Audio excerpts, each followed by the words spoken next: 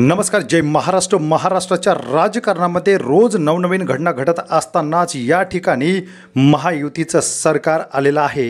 यामध्ये उद्धव ठाकरे यांची साथ सोडणारे आमदार खासदार यांना मात्र आता भारतीय जनता पक्ष योग्य ती जागा दाखवत असल्याचं वारंवार उघडकीस येताना दिसत आहे. यातच अमित शहा आणि देवेंद्र फडणवीस यांनी मिळून शिंदे गटाचा करेक्ट कार्यक्रम केला आहे की काय, अशी ही चर्चा जोरदार रंगू लागलेली आहे.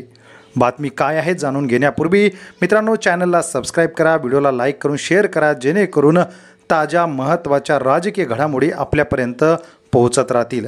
उद्धव ठाकरेंची साथ सोडणारे आमदार खासदार एकनाथ शिंदे यांच्यासोबत गेले 2.5 वर्षाचा फायदा घेतला आणि एकनाथ शिंदे यांच्यानंतर आता देवेंद्र फडणवीस यांच्या मंत्रिमंडळामध्ये तानाजी सावंत, त्याचबरोबर दीपक केसरकर, अब्दुल सत्तार यांना मात्र डच्चू मिळालेला आहे.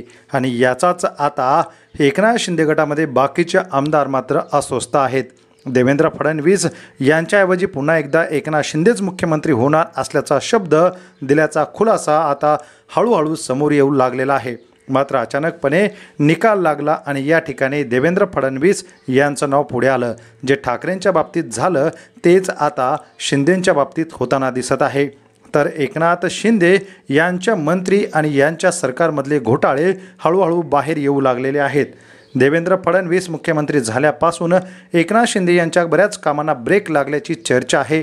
तर शिंदेंची साथ देणारे माजी मंत्री तानाजी सावंत यांच्या आरोग्य खात्यातील घोटाळाही बाहेर येताना दिसत आहे.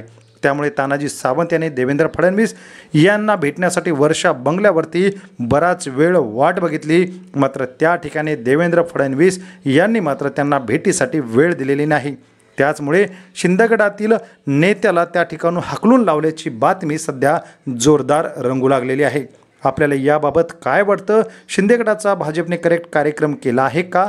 कमेंट बॉक्समध्ये कळवा व चॅनलला सबस्क्राईब करा. धन्यवाद. जय महाराष्ट्र.